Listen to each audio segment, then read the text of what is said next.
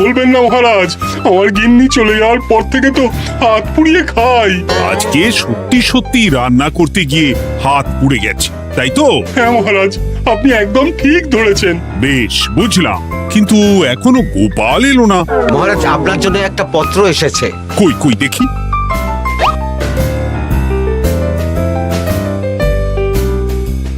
ঠিক আছে, তুমি এখন এসো।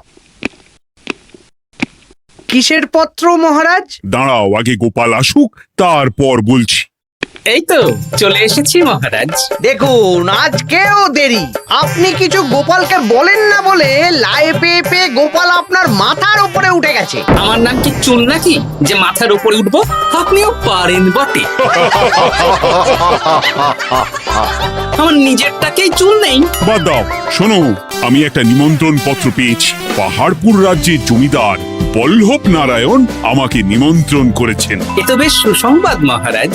পাহাড়পুর অপূর্ব সুন্দর রাজ্য, আপনি ঘুরে আসুন মহারাজ। না না না না না, আমি একা যাব না, তোমাকেও যে যেতে হবে। আজ বিকেলেই বেরোবো, তুমি জামা কাপড় গুছিয়ে রেখো। এ আমার পরম সৌভাগ্য মহারাজ। এ কি মহারাজ, গোপাল কেন যাবে? আমি কি দোষ করেছি? আমাকেও নিয়ে চলুন। না না না, তুমি রাজ্যের মন্ত্রী, আমি বেশ কিছুদিন থাকবো না, তাই রাজ্যটা তোমাকেই সামলাতে হবে। আচ্ছা আচ্ছা, আপনি তো রানীমাকেও নিয়ে যেতে পারতেন। আমি কোথায় কাকে নিয়ে যাব সেটা আমার একান্তই ব্যক্তিগত ব্যাপার। তুমি বেশি বোঝাতে এসো না মন্ত্রী। বেশ।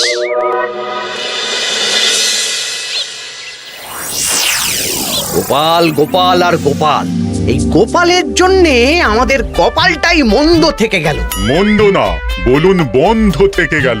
সব সুযোগ ওই গোপাল পাবে, আর আমাদের বেলা ছাই। আজকেও গোপাল রাজসভায় দেরি করে এলো, তবু বেটাকে মহারাজ কিছু বললেন না। বলবে কি? উল্টে মহারাজই তো গোপালকে ঘুরতে নিয়ে যাচ্ছেন। পাহাড়পুরে গিয়ে ভালো মন্দ আহার করবে গোপাল, আর আমি রাজ্য পাহারা দেব। হ্যাঁ, ঘেন্না ধরে গেল এই জীবনে। গোপাল যতদিন আছে ততদিন কিন্তু আমরা ওই ফুলে ফেপে উঠতে পারবো না। গোপালের যেন 7 খুন মাফ। আমরা তো বানের জলে ভেসে এসেছি। আপনি তো গোপালকে তাড়ানোর অনেক চেষ্টা করেছেন, কিন্তু কিছুতেই কিছু হয়নি। হবে কি করে? গোপালের একে ওই ক্ষুরোধার বুদ্ধি, তারপর মহারাজের উপর অগাধ বিশ্বাস, দুটো মিলেমিশে এক হয়ে গেছে। মাঝে মাঝে তো মনে হয় বেটাকে মেরেই ফেলি। আমার দু চক্ষের বিষ।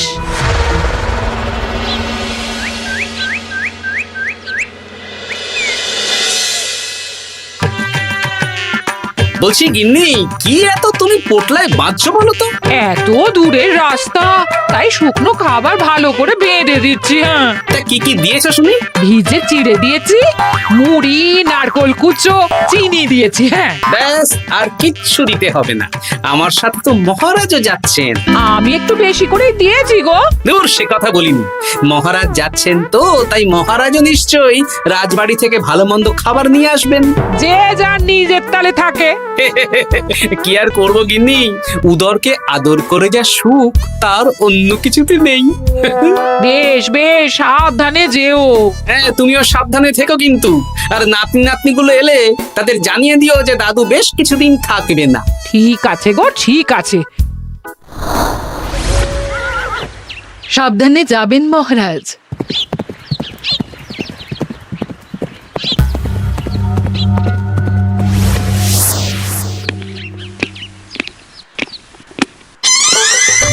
তুমি হুটহাট করে কোথায় চলে যাও বলো তো?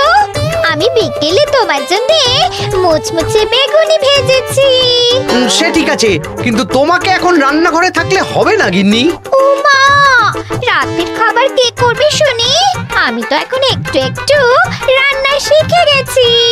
এখন তোমাকে অন্য কাজ করতে হবে। কি কাজ? শোনো, বুঝতে পেরেছো তো? একদম জলের মতো পরিষ্কার বুঝে গেছি। তাহলে আর দেরি না করে যাও।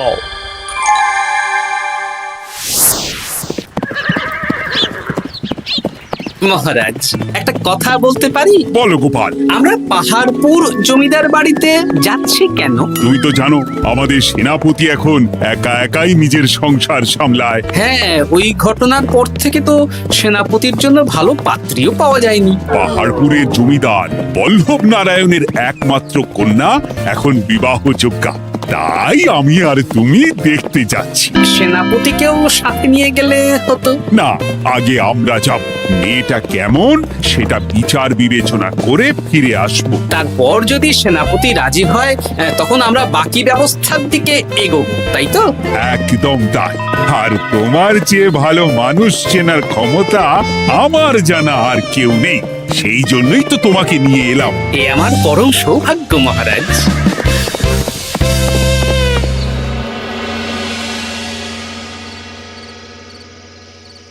প্রণাম রানীমা। আরে মন্ত্রী গিন্নি যে, বলো বলো। এই কিছু বেগুনি ভেজেছি, তাই আপনার জন্য নিয়ে এলাম রানীমা। সরলা, তুমি ওটা রান্নাঘরে নিয়ে যাও। আচ্ছা রানীমা। ওমা, এই গয়নাটা পরে কি সুন্দর লাগছে আপনাকে। নতুন নিলেন? না না, বছরখানেক আগে বিবাহ বার্ষিকীতে মহারাজ গড়িয়ে দিয়েছিলেন। একটা কথা বলবো রানীমা? বলো না, কি বলবে? আমার মনে হয় আপনাকে আমাদের মহারাজ না আর আগের মতন ভালোবাসেন না। এই কি কথা বলছো তুমি? খোলা চোখে যা মনে হয় তাই বলেছি রানীমা। এই দেখুন না, মহারাজ হঠাৎ পাহাড়পুরে ঘুরতে চলে গেলেন আর আপনাকে নিয়ে গেলেন না। নিশ্চয়ই কোনো কাজ আছে, তাই আমাকে নিয়ে যাননি। ওই তো, এত ছাড় দিয়েছেন বলেই তো পার পেয়ে বসেছে। অপরাধ নেবেন না রানীমা। মহারাজ সব ব্যাপারে শুধু গোপাল আর গোপাল, কিন্তু বাড়িতে যে আপনিও আছেন সেটা মহারাজ খেয়ালই করেন না।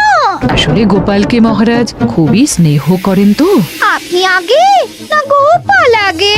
পাহাড়পুর তো এত সুন্দর জায়গা, চারিদিকে পাহাড়, পাহাড় থেকে নেমে আসছে নদী। ভাবুন আপনাকে মহারাজ নিয়ে যেতেন যদি। সত্যি তো, আমাকে তো মহারাজ নিয়ে গেলেন না। নিয়ে যাবেই বা কেন? আপনাকে তো আর মহারাজ আগের মতো ভালোই বাসেন না। সব ধ্যান জ্ঞান এখন শুধু গোপাল। হ্যাঁ, সত্যি তো, আমি তো এটা ভেবেও দেখিনি কখনো। গোপালই আপনার কপাল পুড়িয়েছে। আসছে রানীমা।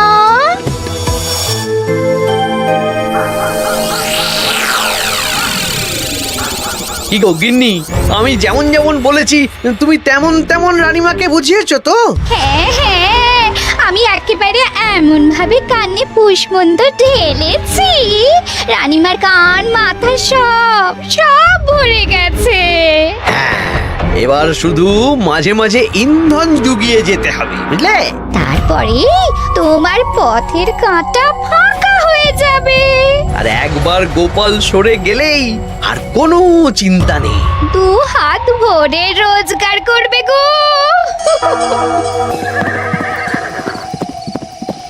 কি কেমন লাগছে যাত্রা? বেশ ভালোই মহারাজ।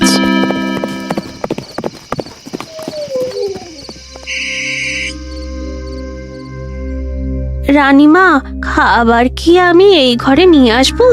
না, আজ আমি কিচ্ছু খাবো না, কিচ্ছু না, খিদে নেই, যাও। এ কি রানীমা, আপনি তো সেই দুপুরের পর কিছুই খাননি। তোমাকে একবার কিছু বললে তুমি বুঝতে পারো না? বলেছি তো আমার খিদে নেই, আমাকে বিরক্ত করো না, যাও।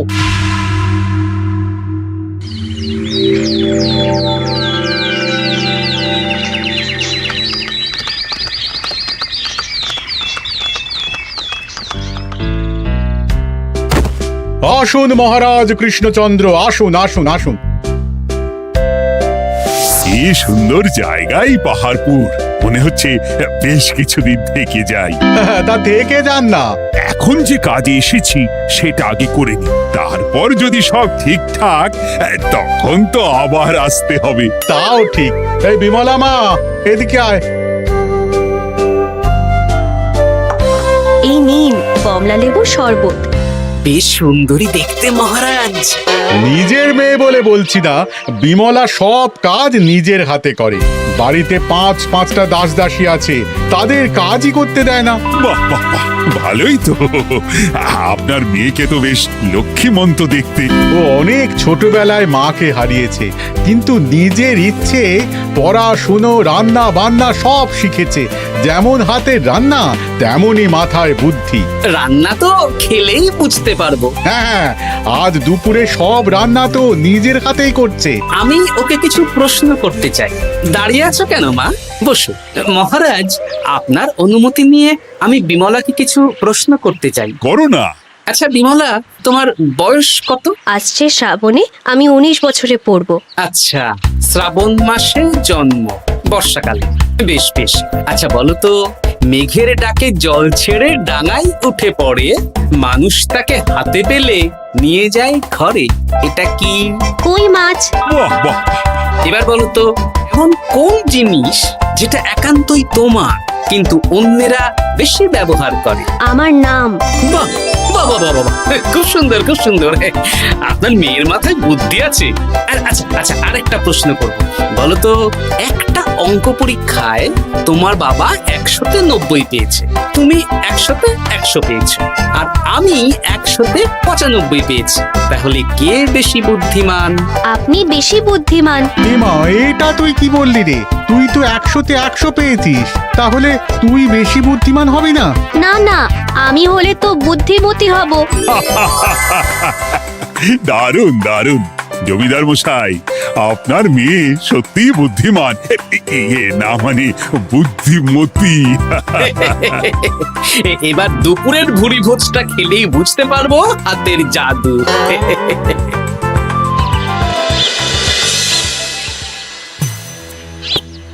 রানীমা, বেলা হয়ে গেছে, এভাবে না খেয়ে থাকবেন না, আপনার শরীর খারাপ করবে। তোমাদের মহারাজ আসুক, তারপরে খাবো।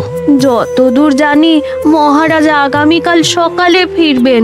বেশ, আমাকে একটু শরবত করে এনে দাও, আর কিছু খাবো না। আচ্ছা রানীমা। বুঝলি, আজ পুকুর ঘাটে গিয়ে যা শুনলাম না। কি শুনলে?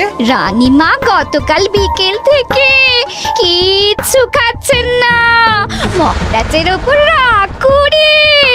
এখন রানীমার রাগ, এরপর ভাগ গোপাল ভাগ।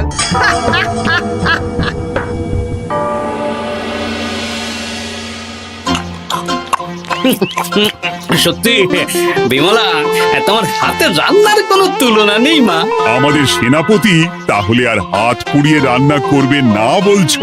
সে যদি কর্তাগিন্নিতে রাগারাগি হয় তখন।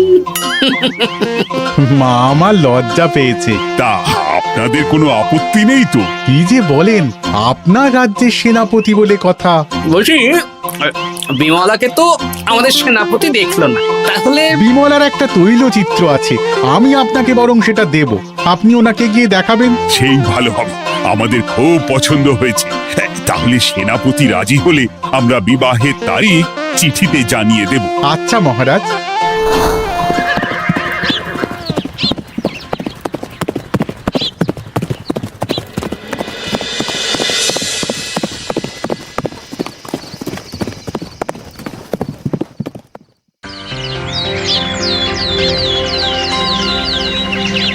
মহারাজ, আমি তাহলে আসি। যাওয়ার পথে আমি সেনাপতির সাথে কথা বলে নেব। হ্যাঁ হ্যাঁ গোপাল, এসো। বেশ ভালোই কাটলো পাহাড়পুরে। হ্যাঁ মহারাজ, অনেক ধকল গেছে, যান গিয়ে বিশ্রাম নিন।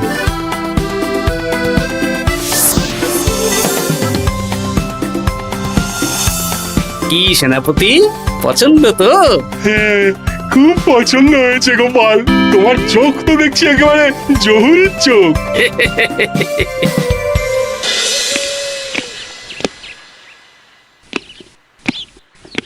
চিরটা কাল আপনি ওই গোপাল গোপাল করে কাটিয়ে দিন।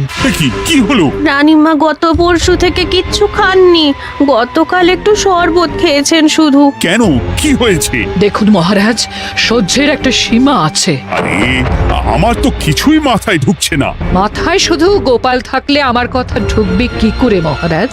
আপনি আমাকে আর আগের মতো ভালোবাসেন না মহারাজ। এসব কি বলছো রানী?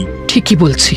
আপনি খেয়ালই করেননি যে আমি গলায় আপনার পছন্দের পান্নার হার পরেছি মহারাজ। আরে আমাকে বলার সুযোগ দেবে তো। দেখুন, আপনি পাহাড়পুরে ঘুরতে গেলেন, গোপালকে নিয়ে গেলেন। আমারও মনে হয় কোথাও ঘুরতে যাই মহারাজ। আরে গোপালকে নিয়ে যাওয়ার প্রয়োজন ছিল, তাই নিয়ে গেছি। গোপাল তো আপনার প্রিয়জন, তাই ওকেই আপনার প্রয়োজন। আমি তো কেউ না। দেখো, গোপাল আমার সব বিপদে আপদে পাশে থাকে, তাই ওকে ভরসা করি। সেটা তো তুমি খুব ভালো করে জানো। আজকের পরে হয় গোপাল থাকবে, না হলে আমি থাকবো। না না না, এ হতে পারে না। গোপালকে আমি সরাতে পারবো না, আর কাউকে সরানোর জন্য কোনো কারণ তো চাই। আর কারণ যদি আমি দিয়ে দিই? কি কারণ? আপনি গোপালকে বলবেন আমার সাথে আপনার ঝগড়া হয়েছে। বেশ, তাতে কি? আপনি গোপালকে বলবেন ও যেন আমাকে বলে আপনার কাছে ক্ষমা চাওয়ার জন্য, আর আমি ক্ষমা চাইবো না। ব্যাস, আপনি এই সামান্য কাজটা গোপালকে করতে না পারার জন্য ওকে তাড়িয়ে দেবেন। ওকে মাত্র 7 দিন সময় দেবেন, ব্যাস। ঠিক আছে, আমি এক্ষুনি গোপালকে ডেকে পাঠাচ্ছি। দেখো গোপাল, এখন যদি রানী আমার কাছে ক্ষমা না চায়, তাহলে কিন্তু আমি বাধ্য হব তোমাকে রাজসভা থেকে তাড়িয়ে দিতে। আচ্ছা মহারাজ, বুঝেছি।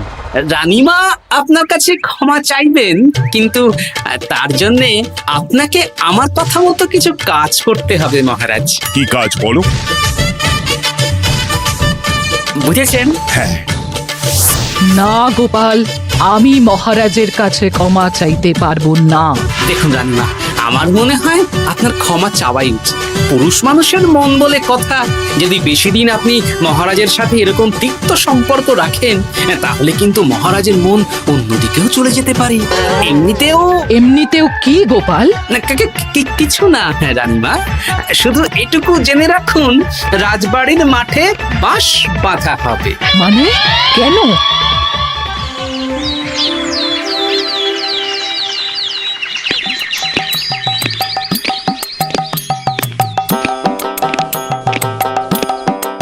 আসতে পারি মহারাজ? হ্যাঁ, এসো এসো। বলছি, আমি তাহলে জমিদার বাড়িতে বিবাহের দিনক্ষণ ওই চিঠি লিখে জানিয়ে দিচ্ছি। হ্যাঁ, জানিয়ে দাও গোপাল। আর কি কি কেনাকাটা করতে হবে সেটার একটা তালিকা বানিয়ে ফেলো। আচ্ছা মহারাজ, ওই মেয়ের শাড়ি আপনি নিজে পছন্দ করে কিনবেন তো? হ্যাঁ, ওই শাড়িওয়ালাকে আজকে দুপুরেই আসতে বলো। আচ্ছা মহারাজ। বিয়ের শাড়ি, কেনাকাটা, এসব কি মহারাজ? সেসব বলা যাবে না রানী, সময় হলে জানতেই পারবে। তবে বিমলাকে অপরূপ সুন্দরী দেখতে, এটুকু বলতে পারি। দেখুন তো মহারাজ, ওই টোপরটা ঠিক আছে কিনা? একদম ঠিক আছে, খুব সুন্দর। শাড়িওয়ালা এক্ষুনি আসছে। আসছি মহারাজ। এসো এসো। তার জন্য শাড়ি লাগবে মহারাজ? রানীমার জন্য? না না, বিমলার জন্য। বিমলাকে? এক অপরূপা তরুণী, বুদ্ধিমতীও আছে, ধীর স্থির, ঝগড়া করে না। বেশ, অনেক হয়েছে মহারাজ। দোহাই আপনার, আপনি দ্বিতীয় বিয়ে করবেন না। আমি ক্ষমা চাইছি। কি বলছো রানী? আমি বুঝতে পেরেছি, আমি আপনাকে গোপালের নামে 2-4 কথা শুনিয়েছি বলে আপনি বিয়ে করতে চলেছেন। আমি আর রাগারাগি করব না, আমাকে ক্ষমা করুন। ব্যাস, রানীমা ক্ষমা চেয়ে নিয়েছেন, মানে আমার চাকরিটা থাকছে। হ্যাঁ গোপাল, হ্যাঁ, দোহাই তোমার, মহারাজকে বিপথে চালিত করো না। আরে দূর, আমি বিয়ে করছি নাকি? বিয়ে তো হবে সেনাপতির। ওর জন্যই তো পাত্রী দেখতে পাহাড়পুরে গেছিলাম, গোপাল আর আমি। তার মানে মন্ত্রীর বউ আমাকে ভুল বোঝালো? আবার মন্ত্রীর কোনো ষড়যন্ত্র হবে, ওকে না নিয়ে গিয়ে গোপালকে নিয়ে গেলাম বলে। সেনাপতির বিয়ের আগেই আপনি মন্ত্রী মশাইকে ধোলাইটা দিয়ে দিন। ঠিক বলেছ রানী, তুমি বরং শাড়ি পছন্দ করো, আর আমি চললাম মন্ত্রীকে ধোলাই দিতে।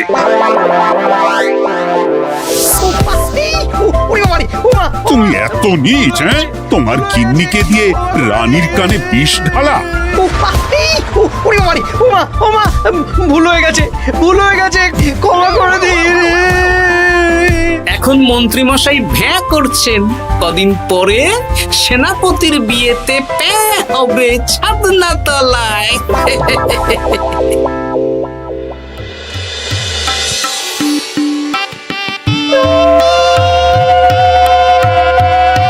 এবার মালা বদল হবে। এবার বুঝবে মালার কি জ্বালা। কি বললে? হ্যাঁ